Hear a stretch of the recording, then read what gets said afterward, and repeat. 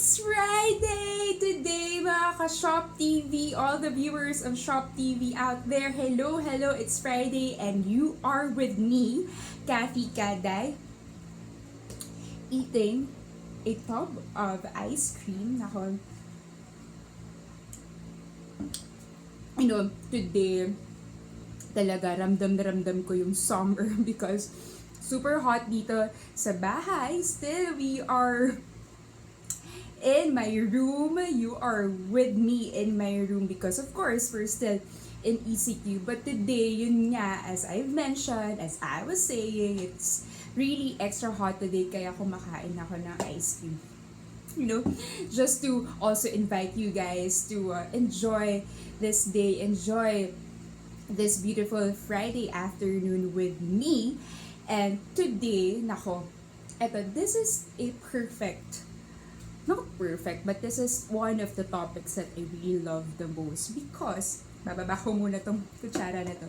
Because, sa atin kasi, as human beings, we are really into our careers, we are into our relationships, we are into our dreams of getting our goals accomplished.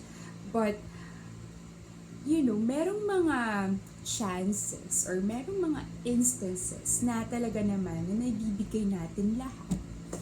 And there's nothing wrong with that. Pero may instances na talagang mapupuno tayo, mababurn out tayo, hindi natin alam kung ano yung nangyayari sa mind natin or even sa mga nararamdaman natin. And we tend to forget ourselves, to forget how to take care of ourselves. Most of the people would actually tell me or would actually share that, they are loving themselves physically, like they're going to the gym, they are, creating their own workouts, home workouts, which is very good for those who are na naka-ECQ, diba? That we are, in the past few episodes, marami din tayong sinasabi na take care of your health and do some exercise and workouts. And I was saying that it's really important to really take care of your health. But sometimes, in taking care of our physical health, hindi natin alam that meron pang mga ibang ways on how to really love ourselves or to really take care of ourselves. Hindi lang basta tayo we are not only thinking about our physical health, but also I think on this episode we are going to talk about how to go or how to love ourselves how to love ourselves other than physical health, other than giving importance to our physical health. Don't get me wrong, it's really important to have a good diet, proper exercise, pero ano pa ba ang pwede nating gawin to practice self-love? Okay, doon naman din ako papunta. That, talaga Shop TV offers wide range of products for workouts and for physical health. And if you want to check out those items, just head onto our website. But for this, I want to share with you other ways on how to practice self-love other than exercise, other than eating right amount of food or have a balanced diet. I want I want this episode for us to talk about self-love na pwedeng-pwede. And I think I'm talking about sa mga ka-age ko, sa mga young professionals out there, and of course, sa mga teenagers. For me, I've learned self-love, a few years back. And I think it was because of failed relationships. Wag tayong mahiya when it comes to talking about failed relationships, because malay nyo, merong talagang makakakuha ng wisdom doon sa pinagdaanan ninyo. And I think also that is one way, indirect way, on how, one of the indirect ways on how to practice self-love. Pero meron din ako mga tips sa inyo. First, I think mga good practical tips on how to practice self-love. Pero meron akong, I want to give another importance sa isang magandang way on how to really practice self-love. Okay, so for pro tips on how to practice self-love, I think this is very important. Work on your passion. Number one, work on your passion. Ano ba, aside sa mga young professionals out there, ano ba yung pinaka gustong-gusto nyong ginagawa? Aside from work, ano ba yung ginagawa nyo pa that makes your heart jump? Okay, yun yung gusto kong tanungin. What makes your heart jump? It might be, or it might start sa hobbies ninyo. I know you can build your passion around your hobbies. You can also build your passion around your career. Meron akong mga taong kilala that their career is their passion also. Meron din akong mga kilala na their passion, they make their passion their career. So if you are working 8 to 5 job, it might be your passion or it might be your career. So ano ba doon?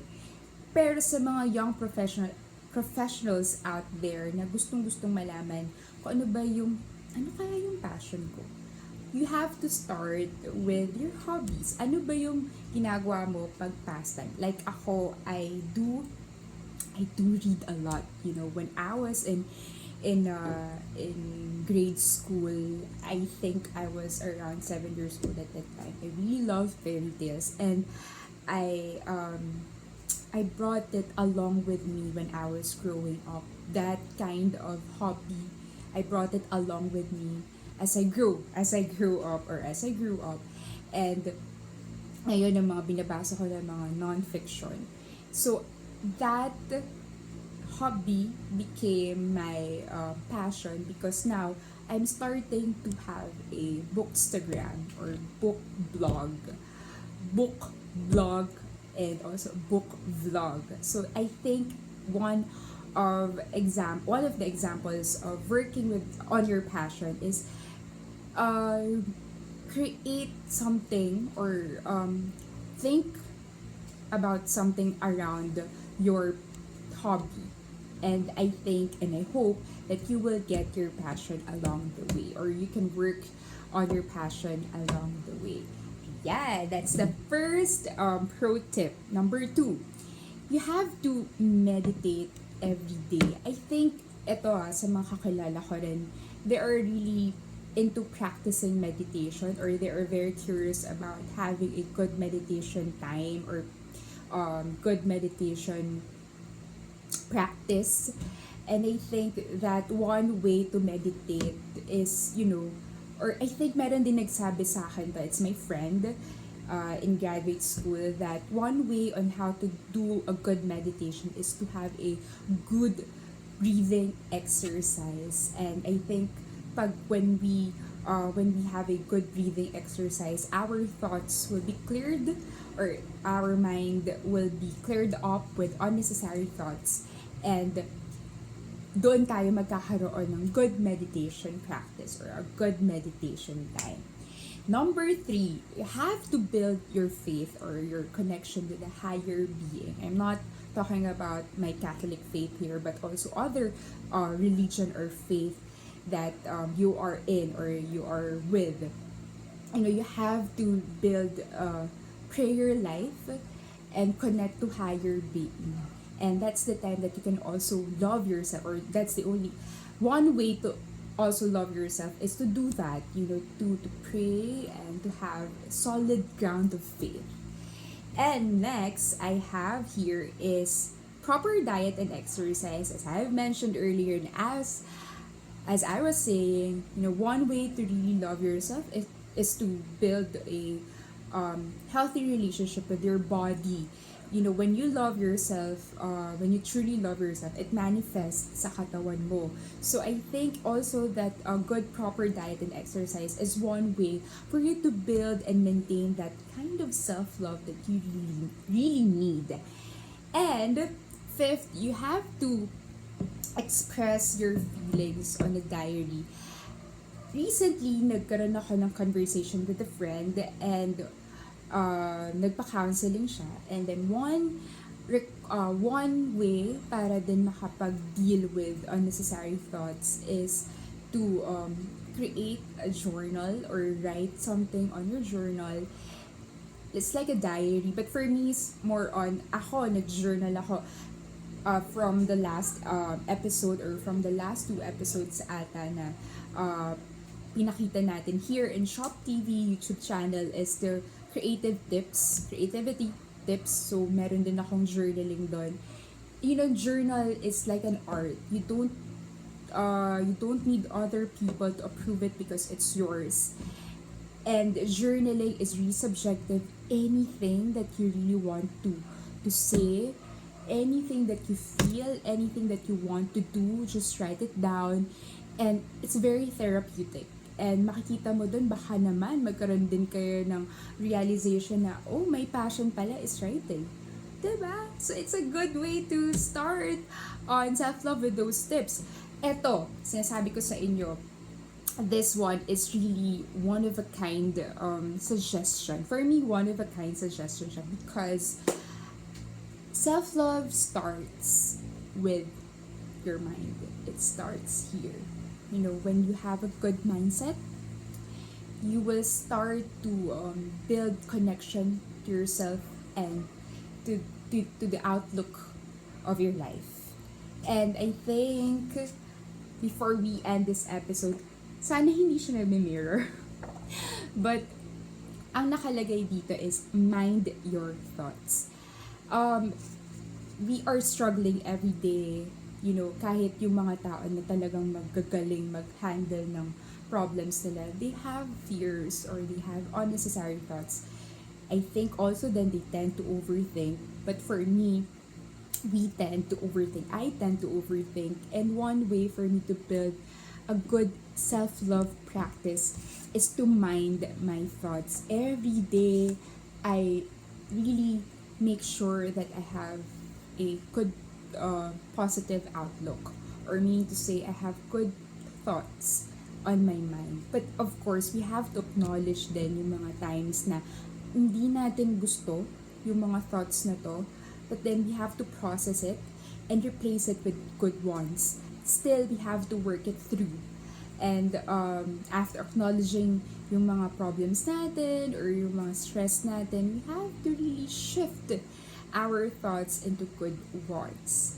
Ayun. So, it's really, really practical because I am really practicing self-love. And I hope sa lahat ng mga viewers natin dyan, during ECQ, you are practicing self-love, you are healthy, you are, you are doing great for the past ilang months. We are struggling.